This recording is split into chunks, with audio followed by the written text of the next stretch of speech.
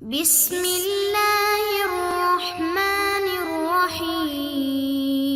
السلام علیکم معزز طلبہ کرام، آپ سب کیسے ہیں؟ آج ہم نور الانوار کے سبق نمبر 81 کو پڑھیں گے، اور آج کے سبق کا عنوان ہے مذکورہ اقسام کا تعلق حقوق العباد سے۔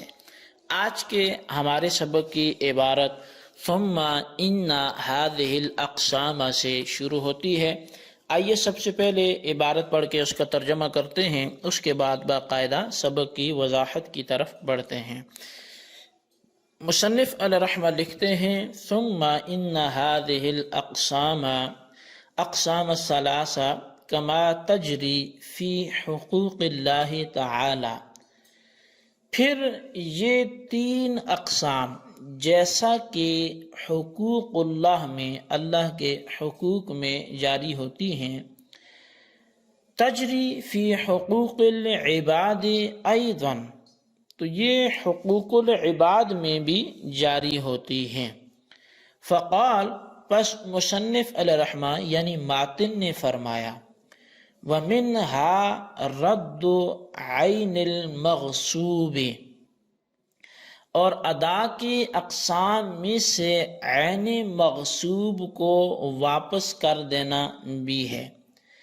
ای ومن انواع الاداء رد عین الشیء الذی غصبہ علی الوصف الذی غصبہ الی المالک، یعنی کہ ادا کی اقسام میں سے یہ بھی ہے کہ وہ شے کہ جس کو جس وصف پر غصب کیا تھا اس کو لٹا دینا مالک کی طرف اسی وصف پر جس وصف پر اس نے غصب کیا تھا، بدون ان یکون المغصوب مشتغلا بالجنایت او بالدین، بغیر اس بات کے کہ مغصوبہ چیز کسی جرم میں مشغول ہو جائے یا مقروض ہو جائے، وبدون ان یکون ناقصا بنقصان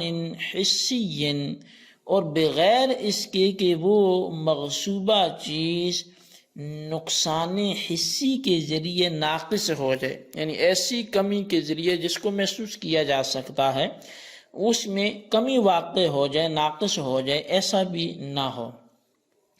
فہذا نظیر الاداء الکامل، پس یہ ادائے کامل کی نظیر ہے، لأنہ اداء علی الوصف الذی غصبہ، اس لیے کہ یہ اسی وصف پر ادا کرنا ہے جس پر غصب کیا ہے، من غیر فتور، بغیر کسی کمی کے، بغیر کسی نقصان کے۔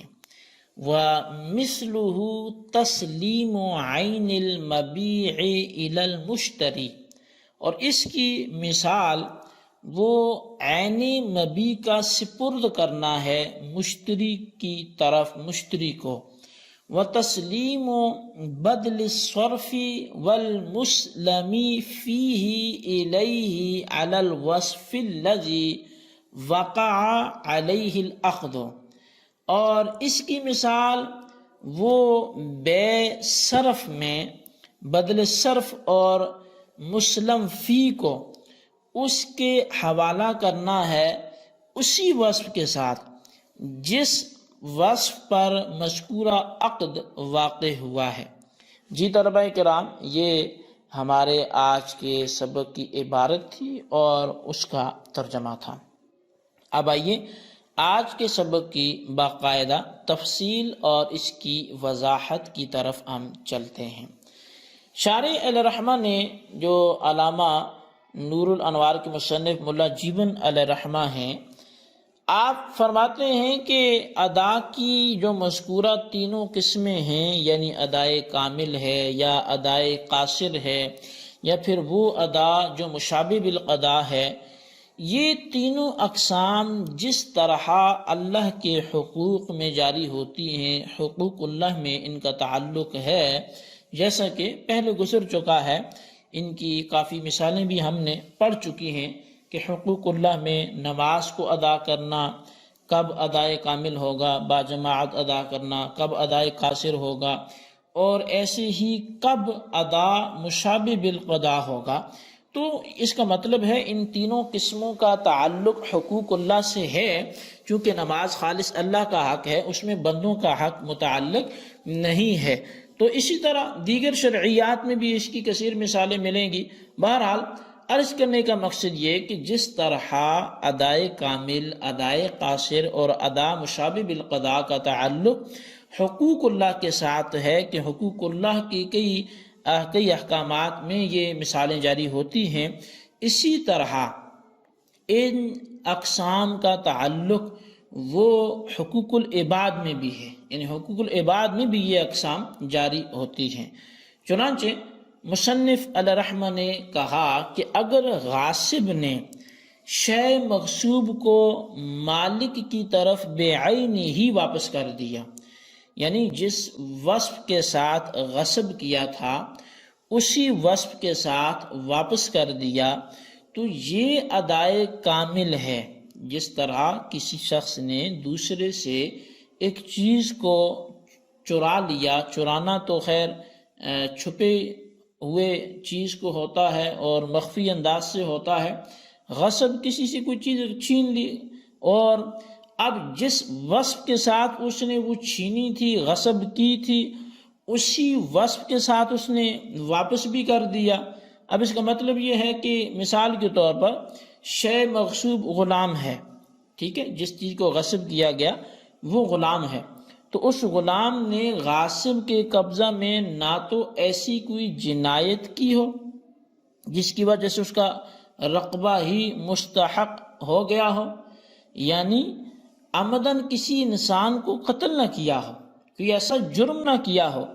غاصب کے پاس تھا، کسی کو مار دیا، تو ظاہر ہے جس کو مارا اس کے بدلے میں کس کو مارا جائے گا؟ اسی غلام کو مارا جائے گا۔ اب غلام نے یہ جرم کس کے پاس آ کر کیا؟ غاصب کے پاس آ کر کیا۔ اب غاصب اسی غلام کو واپس کرے گا تو یہ تو ناقص ہو گیا ہے، اس میں تو حد لگے گی، یہ تو چلا جائے گا۔ اور نہ غاصب کے قبضے میں اس غلام نے کسی انسان کا مال ہلاک کیا ہو کہ زمان اس کے رقبہ کے ساتھ متعلق ہو جائے گا، یعنی اس کی گردن میں یہ آ پڑے گا، اور نہ اس میں کوئی حصی نقصان پیدا ہوا ہو، یعنی غاصب کے پاس نہ تو اس نے کوئی جنایت کی ہو، نہ کسی انسان کا قرض اس نے لے لیا ہو، اس کا مال اس کے پاس ہو، نہ اس نے کوئی حصی نقصان پیدا کیا ہو، یعنی اس کا کوئی عضو تلف نہ ہوا ہو۔ بہرحال غلام مغصوب نے غاصب کے قبضہ میں اگر نہ کسی جنایت کا ارتکاب کیا، نہ ایسا کوئی کام کیا جس سے اس پر مالی تاوان لازم ہوتا ہو، اور نہ اس میں کوئی حصی نقصان پیدا ہوا ہے، تو مالک کی طرف ایسا غلام سپرد کر دینا جیسے اس نے لیا تھا ویسے ہی لوٹا دیا، یہ ادائے کامل ہوگا۔ اسی طرح اگر بائع نے بعین ہی وہ مبیع مشتری کے حوالے کی جس پر عقد بیع وارد ہوا تھا، اور عقد صرف میں احد المتعاقدین نے بعین ہی وہی بدل صرف، یعنی وہ بدل صرف جو ہے آخر کے یعنی دوسرے کے سپرد کیا جس پر عقد جو ہے وہ عقد صرف واقع ہوا تھا، اور عقد سلم میں جو مسلم الیہ نے بعین ہی وہ مسلم فی رب السلم کے حوالے کی جس پر عقد سلم واقع ہوا تھا، تو یہ بھی ادائے کامل کی ایک نظیر ہے۔ تو بہرحال جو یہ ہماری بات تھی وہ مکمل ہوئی۔ اب یہاں پر یہ کیا تھی، بیع سلم کیا تھی، بیع صرف کیا تھی، تو اس حوالے سے چونکہ بات آئی ہے تو چلیں اس کو کچھ دیکھ لیتے ہیں۔ اصل میں بیع کی چند قسمیں بنتی ہیں، ایک بیع مطلق ہوتی ہے، بیع متقاعدہ ہوتی ہے، بیع صرف ہوتی ہے، بیع سلم ہوتی ہے۔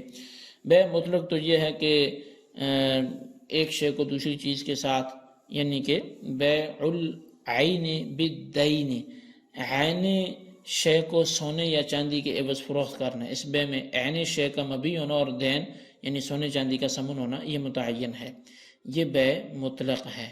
اور بیع مقاعدہ کیا ہے؟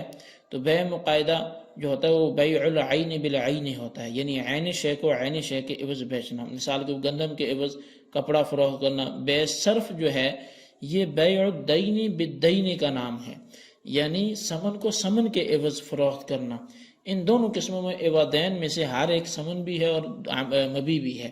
اور بیع سلم جو ہوتی ہے وہ بیع عاجل ہوتی ہے، یعنی کہ جو شے معجل کو معجل کے عوض فروخت کرنا. معجل فروخت کی جا رہی ہے لیکن معجل کے عوض نقد کے بدلے میں ادھار فروخت کیا جا رہا ہے. جو شخص شے معجل ادا کرے گا اس کو رب السلم اور شے معجل کو رأس المال کہیں گے، اور جو شخص شے معجل ادا کرے گا اس کو مسلم الیہ کہیں گے، اور شے معجل کو مسلم فی کہتے ہیں. یہ بھی خیال رہے کہ بیع صرف میں جدا ہونے سے پہلے عوضین پہ قبضہ کرنا یہ شرط ہے، اور بیع سلم میں رأس المال پہ قبضہ کرنا شرط ہے. بہرحال یہ ضمناً باتیں بیچ میں کر لی. اصل بات یہ تھی کہ حقوق العباد میں بھی یہ ادائے کامل قاصر کی اور ادا مشابہ بالقضاء کی مثالیں موجود ہیں. یہ ہمارا آج کا سبق تھا، جس کو اچھے انداز سے دہرائیں، خلاصہ لکھیں، بالخصوص ان سوالات کے جوابات دیں. سوال نمبر 1 یہ ہے کہ حقوق العباد میں ادائے کامل کی کوئی ایک مثال تحریر فرمائیں. سوال نمبر 2 یہ ہے کہ بیع سلم اور صرف کی تعریف تحریر کریں. اللہ تبارک و تعالیٰ سے دعا ہے جو کچھ ہم نے پڑھا سنا اسے یاد رکھنے کی توفیق نصیب فرمائے. آمین بجاہ النبی الامین صلی اللہ علیہ وسلم.